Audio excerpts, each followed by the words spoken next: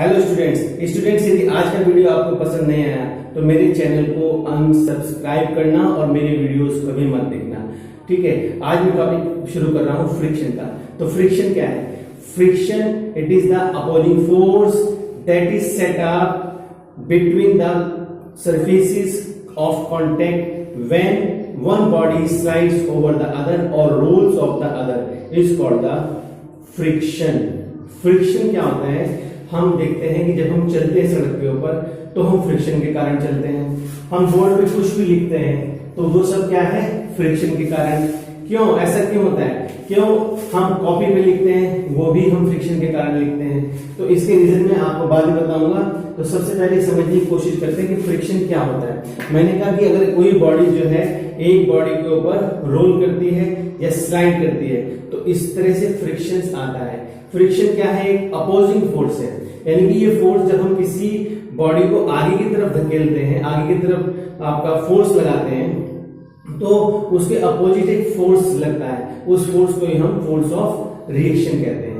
ठीक है, इस बात को आप ध्यान रखेंगे। तो ये फोर्स ऑफ फ्रिक्शन जो है ये कब आता है और क्यों पैदा होता है? ये पैदा इसलिए होता है डियर स्टूडेंट्स, देखिए जब मैं अब यहाँ पे लिख रहा हूँ फिजिक्स बोर्ड पर तो आपको दिख रहा है कि यहाँ पे फिजिक्स मैंने लिख दिया है।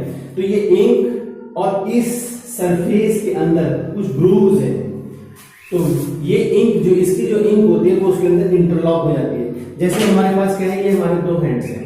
यदि हम अपने दोनों हैंड्स की फिंगर्स को इस तरह से फंसा दें बीच में, ठीक है, अब फंसाने के बाद यदि हम इस तरह से फोर्स लगाएं तो हमें बहुत मुश्किल होगी अपने हाथ को नीचे लाने में, क्योंकि हमें एक फोर्स लगाना पड़ेगा। क्यों? क्योंकि इधर का हाथ कहें या ये फिंगर्स कहें या ये फिंगर्स कहें, एक दूसरे पर अपोजिंग फोर्स लगा रहे हैं, यानी कि अपोजिंग फोर्स एक विपरीत दिशा में अपोजिट डायरेक्शन में एक फोर्स लग रहा है। इस फोर्स को हम फोर्स ऑफ फ्रिक्शन कहते हैं।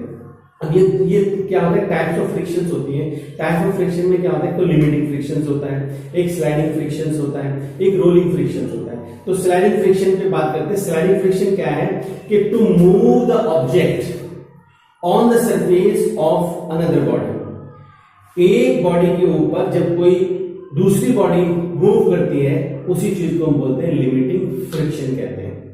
ठीक है, इसका डिटेल में जो है वो +1 में है। आपको हम उतना डिटेल में नहीं जाते हैं बच्चों, तो क्योंकि तुम्हारी क्लास है 9th और 9th के स्टूडेंट्स इसको समझ रहे हैं, उनके पास बहुत थोड़ा सा टॉपिक है।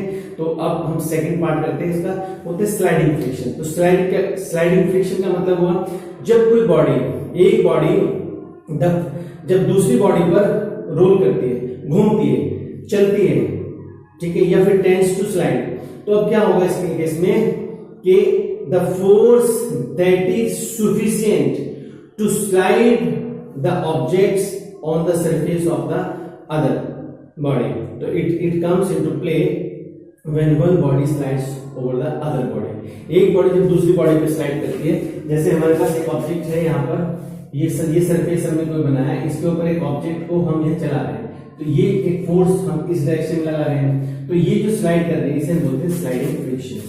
Sliding friction. अब क्या है, दूसरा एक ऑब्जेक्ट है, एक हमारे पास इस तरह से टेबल बनी हुई है, इसके ऊपर यहाँ पर ये ऑब्जेक्ट है। अब ये ऑब्जेक्ट अगर रोल करते हैं इस तरह से आ रहा है, मूवमेंट इसका इस तरह से है, तो हम बोलेंगे आपका रोलिंग फ्रिक्शन। तो rolling friction comes into play when one body rolls over the surface of the other body. जब एक बॉडी दूसरी बॉडी के ऊपर रोल करती है, घूमती है, तो उस समय स्लाइडिंग, उस समय रोलिंग फ्रिक्शन आता है। और स्लाइडिंग का मतलब हो गया जब इस तरह से स्लाइड कर रही है इसके ऊपर फोर्स बॉडी। ठीक है, तो इसी चीज को हम बोलते हैं। तो 3 टाइप्स ऑफ मोशन हो गए आपके, फ्रिक्शंस हो गए। एक तो स्लाइडिंग फ्रिक्शंस हो गया, एक आपका रोलिंग फ्रिक्शंस हो गया, एक आपका लिमिटिंग फ्रिक्शंस हो गया। अब इस टॉपिक को समझने के लिए हमारे पास कुछ एडवांटेज है और डिसएडवांटेजेस है।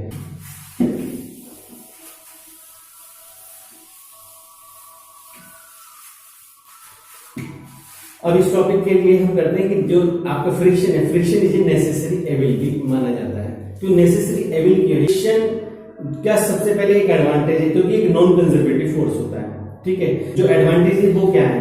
देखिए, it help us to walk on the ground, ये ग्राउंड पे चलने के लिए हमें हेल्प करता है। दूसरा, it help us to tie the knot in the string और रोप्स, रस्सी में गांठ मारने के लिए भी या नोट लगाने के लिए भी ये काम में आता है।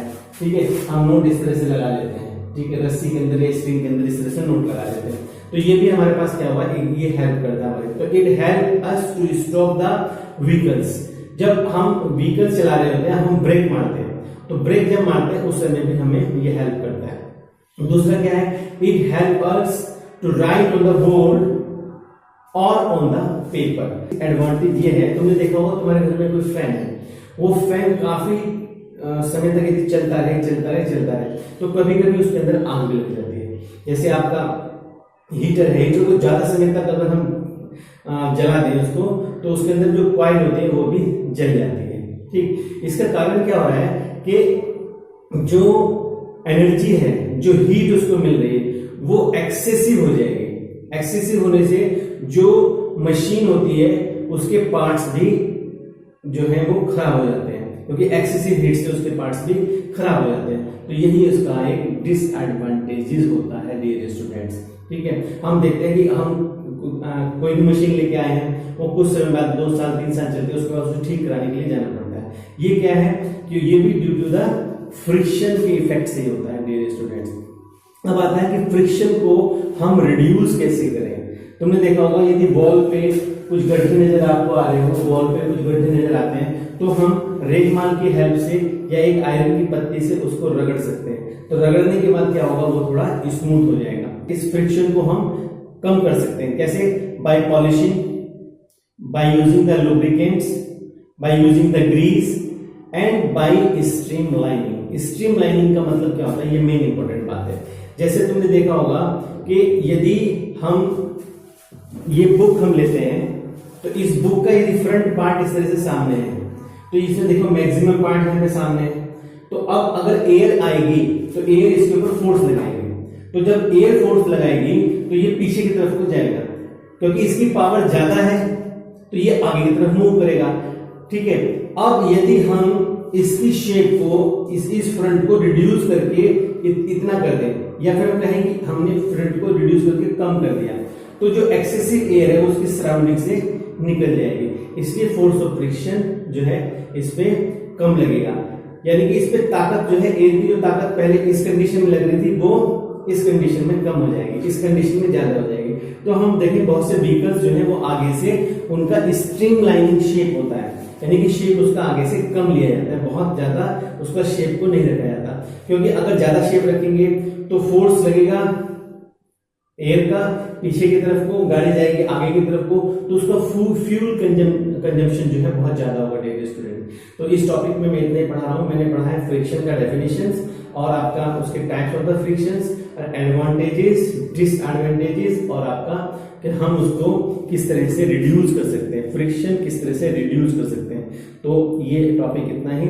Like my video, share my videos and subscribe my channel, and if you have any problem related to the physics, write me in the comment box. I'll try to solve your problem. Thanks for watching my dear students.